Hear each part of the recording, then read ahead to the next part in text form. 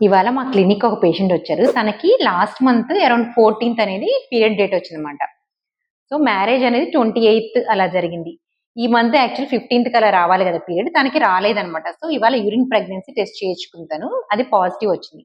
So, confirmation కోసం తను scan కోసం వచ్చిందనమాట. స్కాన్‌లో చూసినప్పుడు మనకి బేబీ అరౌండ్ 5 వీక్స్ ఉందనమాట ప్రెగ్నెన్సీ. సో, తను ఇలా అడుగుతుంది. నాకు మ్యారేజ్ అయ్యి 20 డేస్ కూడా అవ్వలేదు కదా డాక్టర్. అప్పుడే బేబీ 5 వీక్స్ ఎలా ఉంటుందని అడుగుతుంది.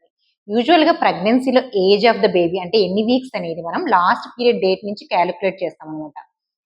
So, last period date around last month 14థ్ కాబట్టి ఇవాల్టికి అరౌండ్ 5 వీక్స్ ఆఫ్ ప్రెగ్నెన్సీ ఉంది. ఎందుకంటే ఎగ్ రిలీజ్ అయ్యేది 14థ్ డే జరుగుతుంది.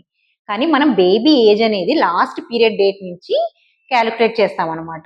సో, తనకి మ్యారేజ్ టైమ్‌లో ఎగ్ రిలీజ్ అయ్యుండొచ్చు. సో, తన ఫస్ట్ సైకిల్‌లోనే కన్సీవ్ అయింది. ఇది చాలా వరకు సాధారణంగా చూస్తూ ఉంటాం. So, no need to worry. నేను మీ doctor Divya, consultant fetal medicine, Advaya fetal medicine centre.